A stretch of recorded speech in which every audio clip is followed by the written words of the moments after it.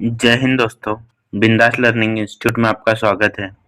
हम MGICS अर्थात Mahatma Gandhi institute के क्वेश्चन आंसर देख रहे थे, जो टेस्ट सीरीज 2026 की है MPPSC प्री की, वो देख रहे थे। इसी क्रम में हमने यूनिट 4 जिसमें MP की ज्योग्राफी दी थी उसे कंप्लीट किया।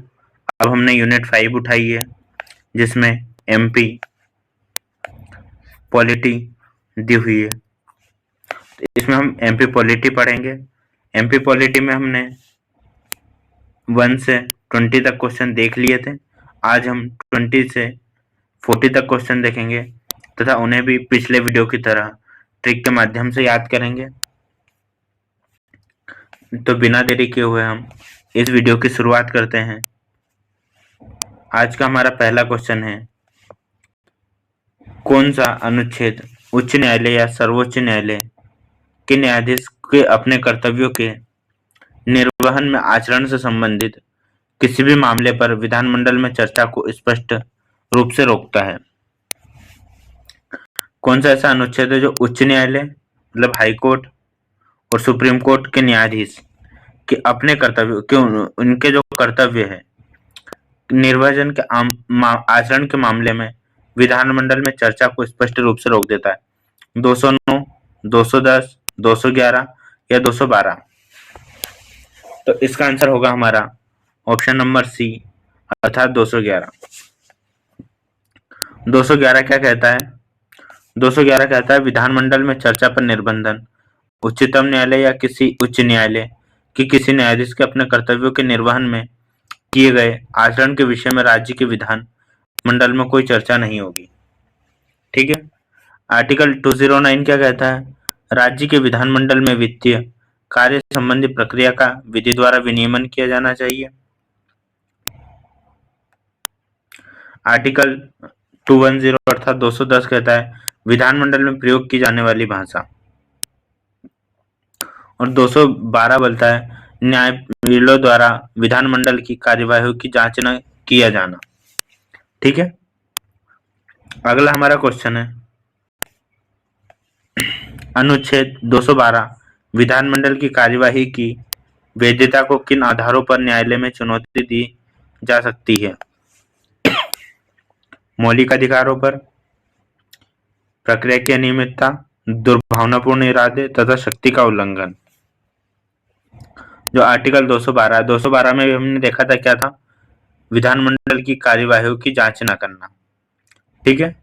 तो इसका आंसर हमारा हो जाएगा 22 का बी। 212 कहता है न्यायालय द्वारा विधानमंडल की कार्यवाही की जांच न किया जाना, विधानमंडल कार्यवाही को न्यायिक हस्तक्षेप से सुरक्षित रखना, प्रक्रिया संबंधी कार्य अधिकारी सदस्य को अदालत से मुक्त, केवल प्रक्रिया की अनियमितता पर लागू, मौलिक अधिकार या संवैधानिक मुद्दों पर लागू नहीं होगा। यह क्या है? प्रक्रिया की जो अनियमितता है उस पर लागू होता है, मौलिक अधिकार उन पे लागू नहीं होता है। यह संवैधानिक मुद्दों पर भी लागू नहीं होता है। कौन सा? आर्टिकल 212। अगला हमारा क्वेश्चन है 23, किस अनुच्छेद के तहत संसद किसी उच्च न्यायालय के अधिकार क्षेत्र को किसी केंद्र शासित प्रदेश तक बढ़ा सकती है? आर्टिकल 230, 241, 231 या 235? तो इसका हमारा आंसर होगा ए। जो आर्टिकल 230 है, आर्टिकल 230 बताता है संसद के,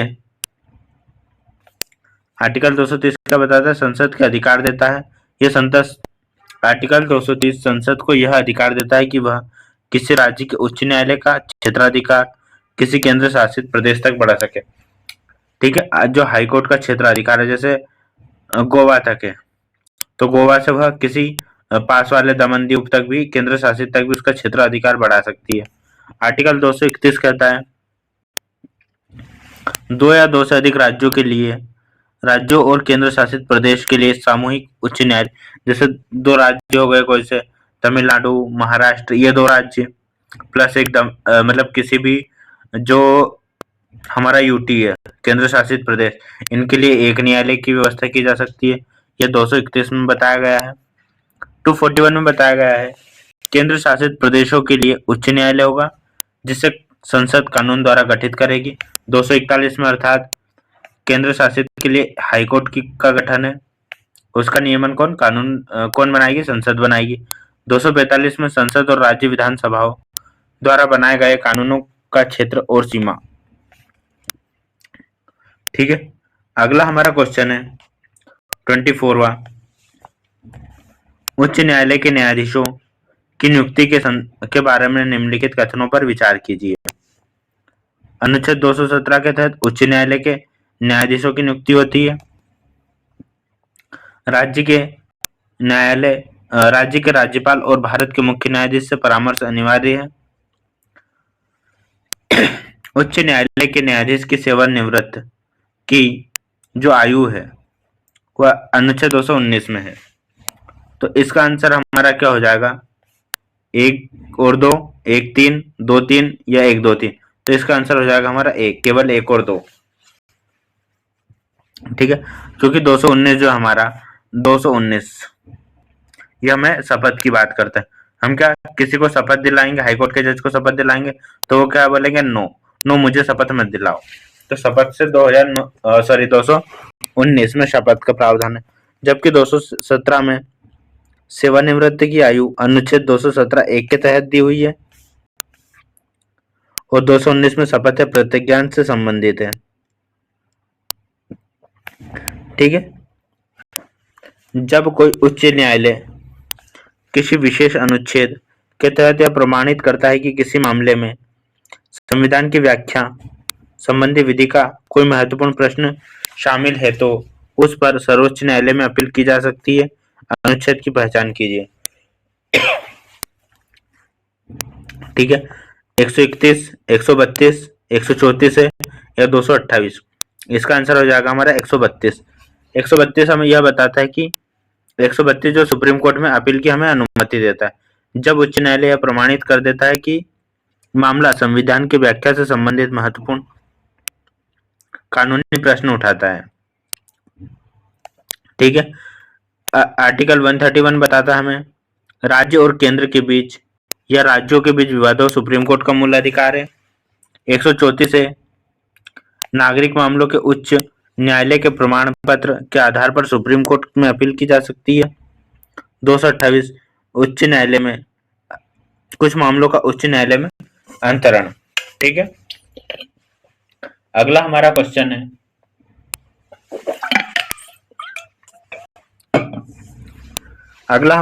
है आर्टिकल 214 अधिन्यस्त निम्नलिखित अनुच्छेदों में उच्च न्यायालयों के संबंधित उनके प्रावधानों का मिलान कीजिए।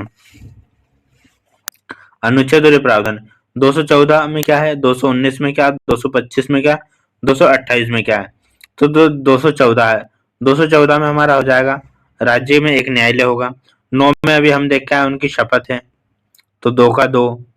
225 में हमारा हो जाएगा मौजूदा उच्च न्यायालय के क्षेत्राधिकार, और 228 का भी हमने देखा अधीनस्थ मामलों में स्थानांतरण। ये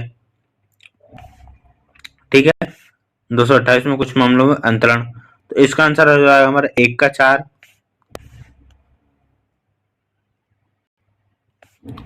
1 का 4 3 में है, 2 का 2 था हमारे इसमें, 2 का 2 इसमें और इसमें है, 3 का 3 था तो इसमें ए। इसका हमारा सही आंसर हो जाएगा ये। जो अनुच्छेद 214 है वो राज्य के उच्च न्यायालय की बात करता है। जैसे अब इसको हमने याद करा था 124 में राष्ट्रपति और 124 में 2 को आगे करते हो 214 में हमारा हो जाएगा उच्च न्यायालय। सॉरी 124 में हमारा सुप्रीम कोर्ट है, राष्ट्रपति नहीं है। राष्ट्रपति तो 62 में है, ठीक है, और सॉरी 52 में है, 63 में हमारा उपराष्ट्रपति है। 214 में उच्च न्यायालय, 9 में शपथ नहीं दिलाना है, 25 में उच्च न्यायालयों में का अधिकार क्षेत्राधिकार। ठीक है, उसे बचाओ मत, उसका अधिकार है क्षेत्राधिकार। हमें किसी के अधिकार क्षेत्र पे उसे बचाना नहीं चाहिए। 228 में रेट जारी करने की शक्ति सुप्रीम कोर्ट को 32 के तहत, हाई कोर्ट को 228 के तहत रेट जारी करने की शक्ति होती है। अगला हमारा क्वेश्चन है 28। मध्य प्रदेश में पंचायत राज संस्था का कौन सा स्तर अपने अध्यक्ष का प्रत्यक्ष चुनाव नहीं करता? ग्राम पंचायत। ग्राम पंचायत का अध्यक्ष होता है सरपंच, तो उसका चुनाव प्रत्यक्ष रूप से होता है। ठीक है। जिला पंचायत, जनपद, जिला पंचायत का अध्यक्ष होता है जिला। जनपद का पंचायत का अध्यक्ष होता है जनपद अध्यक्ष। तो जो ग्राम पंचायत और जनपद पंचायत है, इनका तो प्रत्यक्ष चुनाव होता है, लेकिन जो जिला पंचायत है, इसका जो अध्यक्ष का चुनाव कैसे होता है? अप्रत्यक्ष रूप से होता है। ठीक है, तो इसका आंसर हो जाएगा हमारा 28 का बी और सी दोनों प्रत्यक्ष चुनाव नहीं करता है। मध्य प्रदेश में पंचायती राज संस्था का कौन सा स्तर अपने अध्यक्ष का प्रत्यक्ष चुनाव नहीं करता है? ग्राम पंचायत और जनपद पंचायत प्रत्यक्ष चुनाव नहीं करती है। देखो, सरपंच का चुनाव प्रत्यक्ष होता है, उप सरपंच का अप्रत्यक्ष होता है। ठीक है।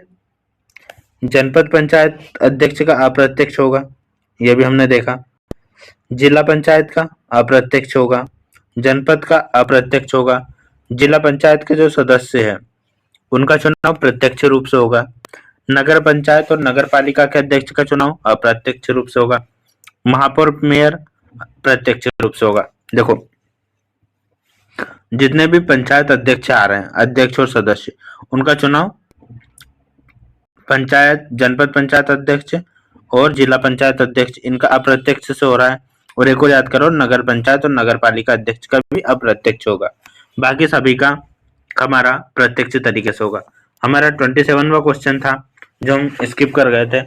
भारतीय संविधान का कौन सा अनुच्छेद मध्य प्रदेश राज्य विधानमंडल पंचायतों का राज्य संस्थाओं की संरचना का निर्धारण करता है? ये सारे हम आर्टिकल ट्रिक से देख लेते हैं। पहले तो हम इसका आंसर देख लेते हैं। इसका आंसर हो जाएगा 243 सी, 243 सी। अब हम इसके आर्टिकल याद कर लेते हैं। देखो, ए से चालू हो रहा है, तो ए में सबसे पहले क्या आएगा? ग्राम सभा। ठीक है। बी में हो जाएगा हमारा गठन। ग्राम सभा है तो उसका गठन होगा। ठीक है, दो चीज याद रख लो, ए और बी। सी से हमारा हो जाएगा संरचना। ठीक है। डी में आरक्षण। ठीक है।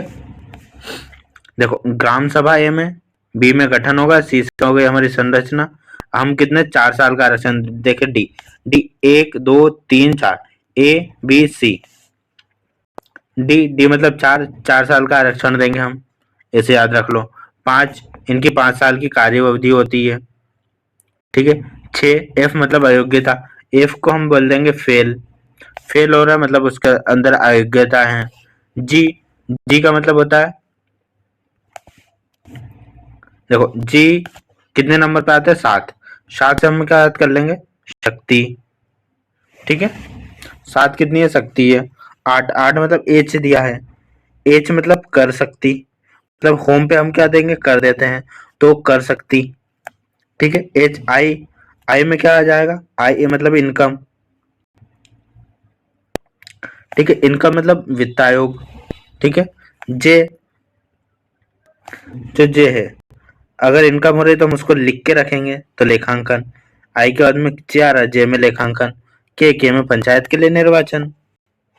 ठीक है, हो गए हमारे याद सारे। एक बार हम देख लेते हैं। ए ग्राम सभा, जी कितने पे आ रहा? 7 पे आ रहा, मतलब शक्ति। एच कर सकती, सी संरचना, बी गठन, डी 4 साल का आरक्षण, ई 5 साल की अवधि, एफ मतलब 6 फेल हो रहा है मतलब अयोग्यता है। 7 हमने देख लिया था। 8 भी हमने, 8 में होम आ जाएगा, होमकार मतलब कर सकती। आई में इनकम आयोग, जे लेखांकन, के पंचायत के लिए निर्वाचन। आर्टिकल 30, निम्नलिखित में से, सॉरी क्वेश्चन नंबर 30, निम्नलिखित में से किस समिति का संबंध पंचायत राज व्यवस्था से नहीं है। देखो, अशोक मेहता समिति का संबंध है, जीवीके राव समिति का संबंध भी है, बलवंत राव मेहता समिति का संबंध भी है, लेकिन जो दिनेश गोस्वामी समिति है उसका संबंध पंचायती राज व्यवस्था से नहीं है। ठीक है, इसका हम आंसर देखते हैं। फिर हम एक क्वेश्चन भूल गए, पहले हम देख लेते 30 वाला देख लेते हैं। जो दिनेश गोस्वामी समिति का संबंध निर्वाचन व्यवस्था से है, न कि निर्वाचन पंचायती राज व्यवस्था से। बलवंत राय मेहता समिति कब आई थी? 57 में आई थी। देखो, बलवंत में 4, मेहता में 3, तो बलवंत राय मेहता मतलब 57, 4 3 7। अशोक मेहता 77 और जीवीके राय 85 में।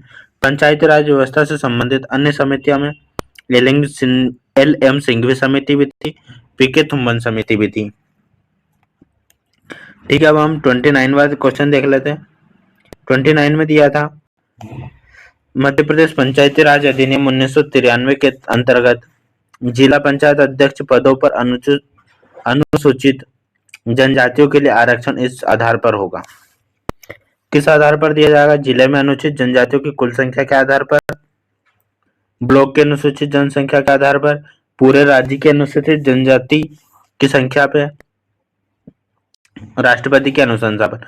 तो जो हमारा इसका आंसर हो जाएगा ए, जिले के अनुसूचित जनजातियों की कुल संख्या पर हम के आधार पर हम आरक्षण देंगे।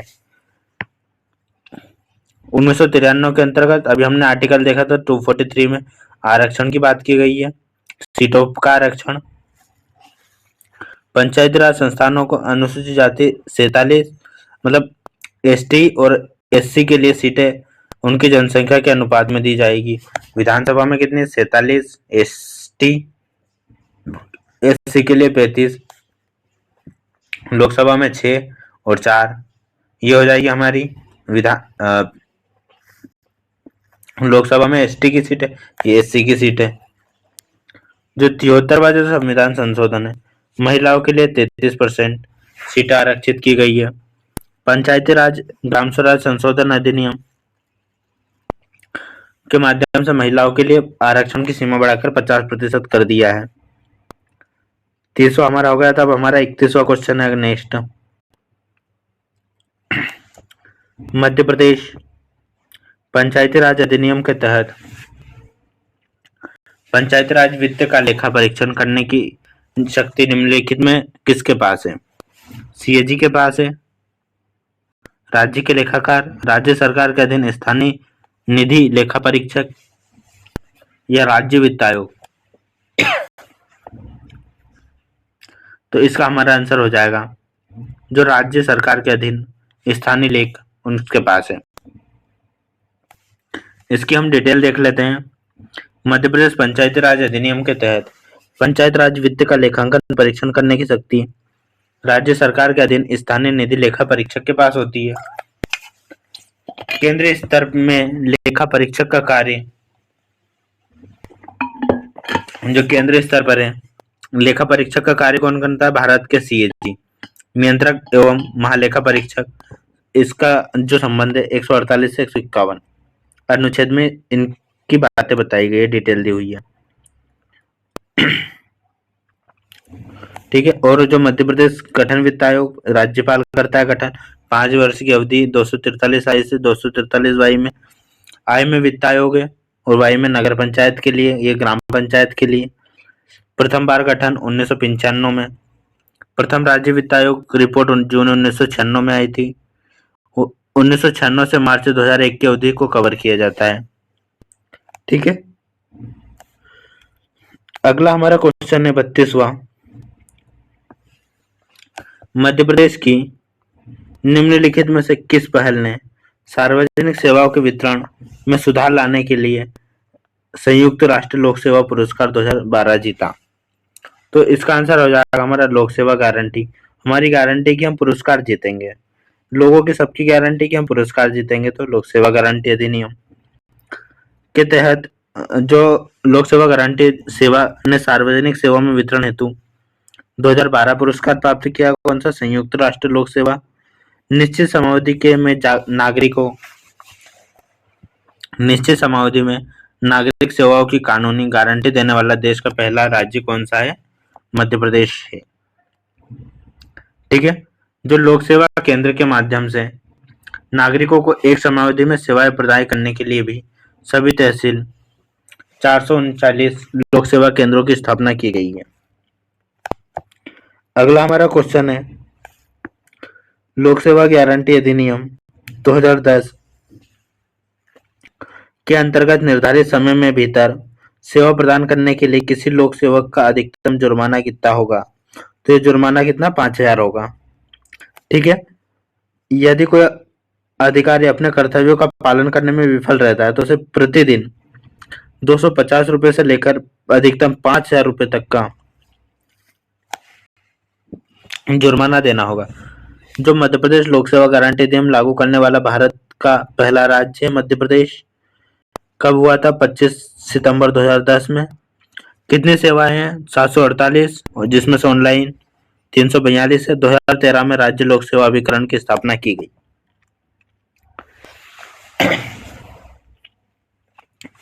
अगला हमारा क्वेश्चन है, निम्नलिखित में से कौन सी ई गवर्नेंस परियोजना दोहराव को कम करने के लिए विभिन्न कल्याणकारी योजनाओं के लिए नागरिक डेटाबेस का एकीकृत करती है? तो इसका आंसर हो जाएगा हमारा समग्र पोर्टल।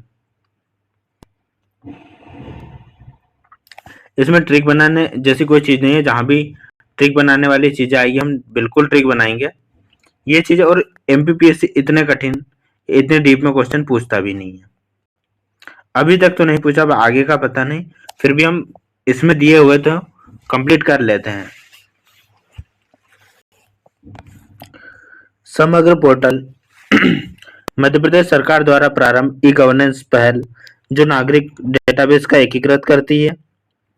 पंजीयन के उपरांत परिवार को 8 अंकों का यूनिक समग्र परिवार आईडी और सभी सदस्यों को 9 अंकों की यूनिक समग्र आईडी दी जाती है। ई गवर्नेंस की अन्य पहल साइबर तहसील, संपदा 2.0, एमपी ऑनलाइन पोर्टल, लोक सेवा केंद्र, मुख्यमंत्री हेल्पलाइन 181। ठीक है। अगला हमारा क्वेश्चन है, मुख्यमंत्री तीर्थ दर्शन योजना का उद्देश्य। इसका उद्देश्य छात्रों को तो नहीं ले जाएंगे, धार्मिक स्थलों के संरक्षण के लिए धन उपलब्ध कराना भी नहीं होगा।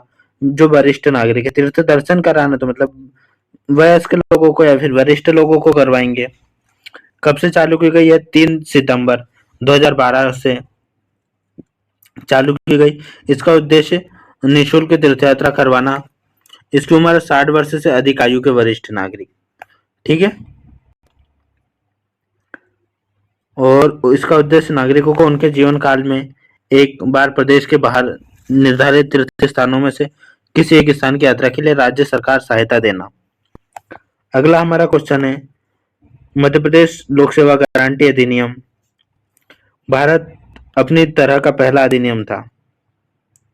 मध्य प्रदेश से प्रेरित होकर बाद में किस राज्य ने, सबसे पहले किसने? मध्य प्रदेश ने अपनाया, उसके बाद में कौन अपनाएगा? बिहार अपनाएगा। ठीक है। पहला राज्य मध्य प्रदेश जिसने 25 सितंबर को अपनाया, अभी हम देख चुके हैं। अन्य राज्य अब राजस्थान हो गया, उत्तर प्रदेश और केरल भी अपना चुके हैं। इसमें जाति प्रमाण सेवाएं कौन कौन सी? जाति प्रमाण पत्र, जन्म प्रमाण पत्र, निवास प्रमाण पत्र, विवाह प्रमाण पत्र जारी करना मुख्यतः इसका उद्देश्य है। यह हमारा 36वां क्वेश्चन हो गया।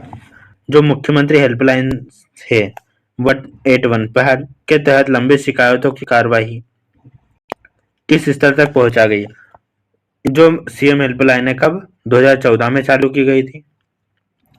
तो कार्रवाई के लिए किस स्तर पर पहुंचाया जा सकता है? तो मुख्यमंत्री कार्यालय। सीएम हेल्पलाइन मतलब मुख्यमंत्री। ठीक है। इसका आंसर हमारा हो जाएगा मुख्यमंत्री कार्यालय। 31 जुलाई 2014 को लोक सेवा प्रबंधन विभाग के अंतर्गत जारी की गई। इसका उद्देश्य सुशासन की स्थापना करना। सीएम हेल्पलाइन राज्य लोक सेवा अभिकरण मध्य प्रदेश के अंग के रूप में कार्य करता है। अन्य हेल्पलाइन महिला हेल्पलाइन कब जारी की गई? 8 मार्च 2020 को कराई गई। यह महिला हेल्पलाइन संचालन हेतु सीएम हेल्पलाइन 181 से एकीकरण है। चाइल्ड हेल्पलाइन नंबर 1098, दिव्यांगजन 181, आपातकालीन एम्बुलेंस अर्थात जननी एक्सप्रेस 108। वर्तमान में जो 100 की जगह 112 कर दिया है, एकीकृत किया गया। पहले पुलिस हेल्पलाइन नंबर 100 थी, अब 112 कर दी गई। ठीक है, वर्तमान में सभी हेल्पलाइन नंबर को मध्य प्रदेश पुलिस हेल्पलाइन एकीकृत कर दिया गया है। अगला हमारा क्वेश्चन है 38 का, साइबर तहसील योजना के बारे में बताइए। यह तहसील कार्यालय जाए बिना संपत्ति अभिलेखों का ऑनलाइन नामांतरण करने की सुविधा है। सही कौन सा, यह बताना हमें। राज्यव्यापी शुरुआत से पहले इंदौर संभाग में एक पायलट परियोजना में यह भूमि अभिलेखों के सत्यापन के मध्य प्रदेश भूलेख और RCMS के साथ एकीकृत है, उपरोक्त सभी। तो इसका आंसर हो जाएगा हमारा डी, अर्थात उपरोक्त सभी। आप मुझे कमेंट में यह बताइए, मध्य प्रदेश में कितने साइबर तहसील है। चलो मैं ये बता देता, 4 तहसील है। 4 साइबर तहसीलों के नाम बता दीजिए। ठीक है, अगला हमारा 39वां क्वेश्चन है, मध्य प्रदेश में RCMS एक उपयोग मुख्यतः निम्न में से किया जाता है। तो RCMS अर्थात होता है, इसका फुल फॉर्म क्या होगा। आर से हो जाएगा रेवेन्यू केस मैनेजमेंट सिस्टम। कृषि फसल उत्पादन में, राजस्व न्यायालयों में, नामांतरण आवेदनों में डिजिटल संबंध, स्वास्थ्य क्षेत्र में वास्तविक समय निगरानी, नगर पालिका कर संग्रह। तो इसका आंसर हो जाएगा हमारा 39 का बी। देखो, आर से रेवेन्यू कौन, राजस्व न्यायालय का देखेगा। इसकी डिटेल देख लेते हैं। RCMC का फुल फॉर्म हम देख चुके थे। वेब आधारित ई गवर्नेंस पहले राजस्व न्यायालयों के मामलों और नामांकन आवेदनों का डिजिटल प्रबंध करने के लिए यह योजना लाई गई। आज का हमारा लास्ट क्वेश्चन है, कौन सा मध्य प्रदेश में CM डैशबोर्ड का मुख्य उद्देश्य नहीं है। प्रधानमंत्री योजनाओं को वास्तविक निगरानी करना यह है। लोकायुक्त अधिनियम के तहत शिकायत निवारण, ये गलत है। विभागीय प्रदर्शन और डेटा भी है। तो 40 का हमारा हो जाएगा बी। राज्य सरकारों द्वारा संचालित विभिन्न योजनाओं और परियोजनाओं के प्रदर्शन की लगभग वास्तविक समय रियल टाइम में निगरानी करना, डेटा आधारित निर्णय लेने की क्षमता, पारदर्शिता बढ़ाना, विभाग के प्रदर्शन आधार रैंकिंग करना। तो ये हो गया हमारे 40 क्वेश्चन। इस वीडियो में ज्यादा ट्रिक वाली चीजें थी नहीं, बाकी जो भी ट्रिक वाली चीजें थी हमने ट्रिक के माध्यम से याद की और उसे आसान बनाने की कोशिश की।